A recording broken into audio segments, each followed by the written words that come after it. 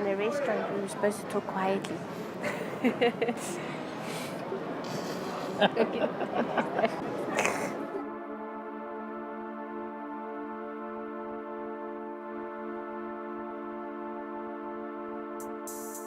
It's so easy to just identify what it is that you have in your hand and see God use it to change people's lives.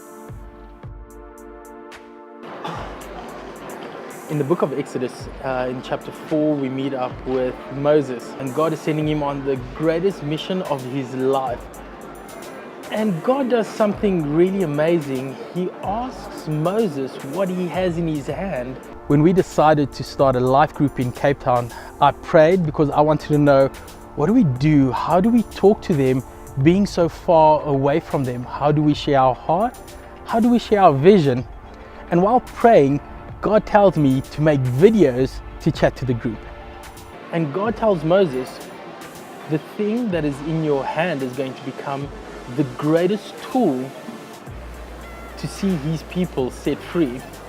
You see, we often look past the simple things, the everyday things. It might look simple, but it still has potential. Years ago, when I was helping out in our church's youth ministry, I said to God, what do I have that you can use? And so I found out who needed lifts to and from youth or church or whatever it was. And God used me and my little car for a while, and I just helped people get to where they needed to be. But Moses has so many excuses of why he cannot do it. Now I thought to myself, that is really funny. I've never made a single video in my life. I didn't even know how to start or what equipment to use. Sometimes what God asks us to do might be a little bit scary, and we never know. So at first it's scary and it's new and it's like, what is happening here? And we shouldn't limit Jesus in how he is going to use us or what we have. He will use whatever we have, your work, your money, your ability or talent, even your influence.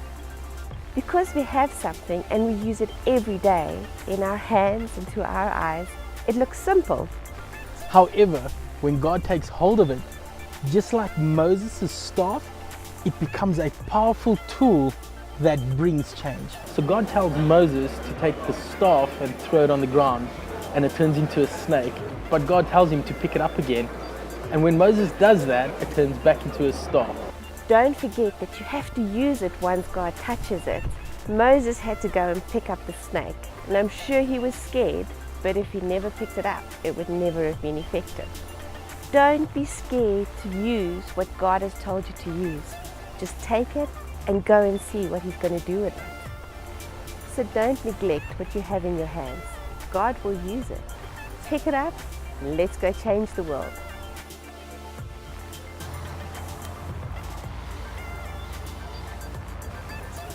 Is that thing still recording though? Yeah. I didn't stop it. Did you stop it? No.